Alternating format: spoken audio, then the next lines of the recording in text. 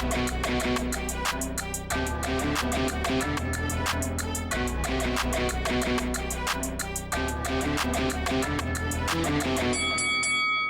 guys, welcome to Boxing Squared for boxing news and views from around the internet. Fun, strange, crazy. It sums up the fight between Zhang and Jerry Forrest, this one ending in a majority draw. It was a tale of two halves, with Zhang dominating the first 5 rounds, or much of it, having Jerry Forrest down in each of the first 3 rounds.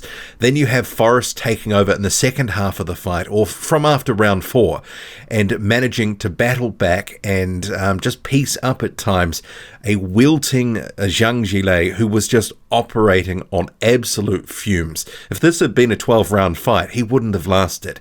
He was pretty much done for all money, somehow survives in the final round. He didn't go down in this fight, but in the last couple of rounds, you sort of thought, look, he's ready to go. He was taking a lot of shots there. The 37-year-old, soon to be 38, just his stamina, he blew his wad after 4 rounds. And after that, he was gassed badly, and it just went from bad to worse. If Forrest, though, if his conditioning had just been a little bit better, he had a little bit left in the tank, perhaps he could have got him out of there. But he himself was still dominating, even though you could clearly see he was very tired. And a point deduction in the end of round 9, that ended up being key to this draw. So the cards 93-93, and then you had 95-93. And if you do the maths on that 95-93, given the 3 knockdowns, I don't know how they sort of got to that with Forrest, but it is what it is. I think this was a fair result.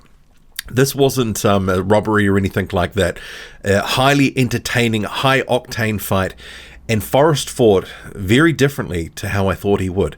For the first round, though, it was a sort of mirror of other recent fights where he was boxing and moving, and largely boxing in the way that I thought he would.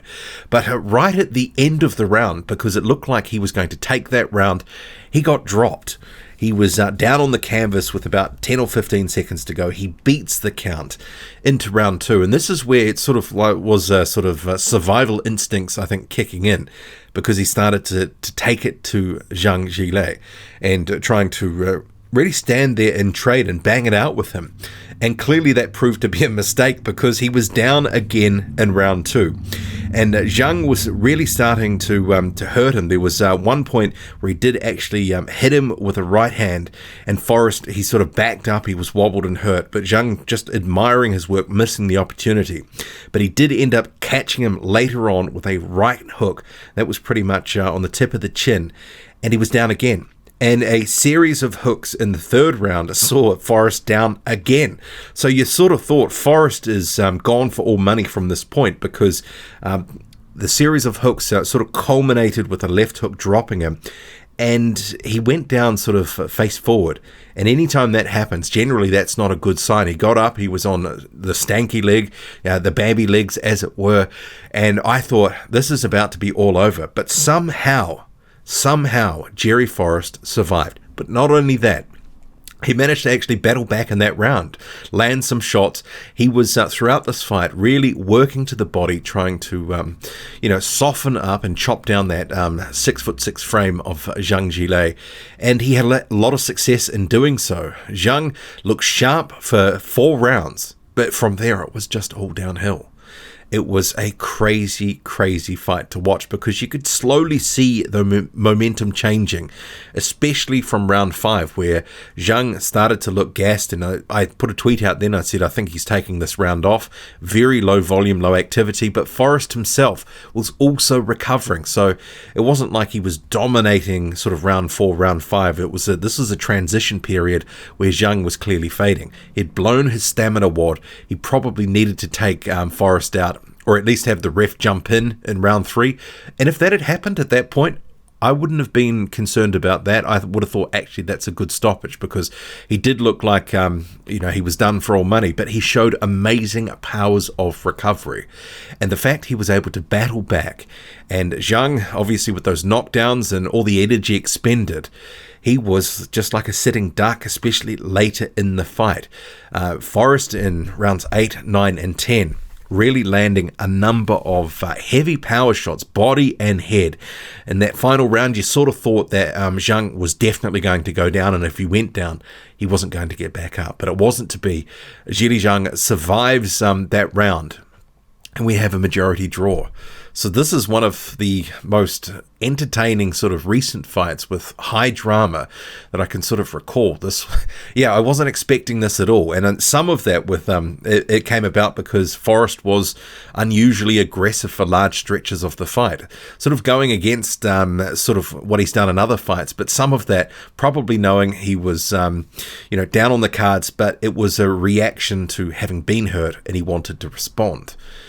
But Zhang missed his opportunity, and I hate to say it, but if you're having majority draws and effectively going life and death with a guy like Jerry Forrest, no offense to Forrest, he's a top 40 or so guy. No higher. He's no higher than that.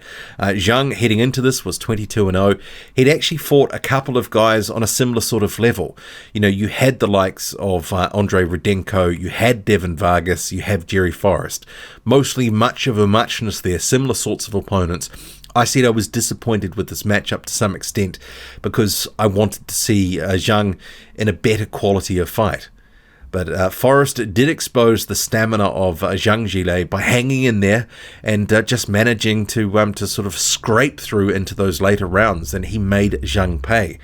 And I guess for a guy that's almost 38, you have to ask the question now, what are they going to do with him? Because this is alarm bells.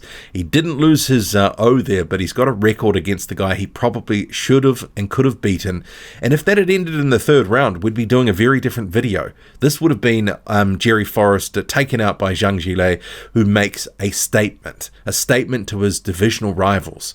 But that script well and truly flipped.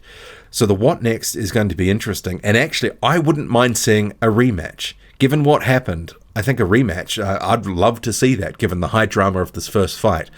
And I would be picking Zhang to win in that fight. And I think we would see a more conservative version of Zhang, because there were moments in the second and third round in particular where he really was starting to empty his tank, trying to get rid of Jerry Forrest. And clearly that ended up being a mistake because his stamina just wasn't there. No second wind during this fight. In fact, he was on the verge of collapse. It was that sort of comprehensive, just how depleted and drained he was. So credit to him for managing to stay on his feet, because if he had gone down, especially given the point deduction, he was holding Forrest's head down in the clinch repeatedly during the fight. Finally, that point deduction came, and that was a very, very sort of a key moment for Jerry Forrest. At that point, you knew, hey, at least he could probably get a draw. There was round 4 that was super close that I sort of had quite even on my card. I ended up sort of, it was even. I was thinking it was a Forrest round, and I was going back and forth about who actually did the better work there. But if that had been a Forrest round, and I think the commentary noted that one as well, possibly it could have been a win. But majority draw, exciting. So Forrest, especially given the stinker that he put up against Carlos Takam. Very good performance, very good powers of recovery. He actually explained that Forrest loss, that Takam loss, I should say, that he didn't take his training seriously. And just to note, he was heavier for this fight, the heaviest that he's been since 2012. So I wasn't sure how that was going to sort of factor into this fight, especially with Forrest's own stamina. But clearly he wanted to have a little bit more mustard on his punches. He wanted to hold his feet a bit more and actually trade with Zhang Zhilei. He obviously felt comfortable enough to do that during this fight, despite actually being put down 3 times by the Chinese heavyweight. What'd you make of this fight? Do you want to see a rematch? High drama indeed. Drop a comment loud and often. Hit like, hit subscribe. Follow me on Twitter, boxing_squared. I'm out.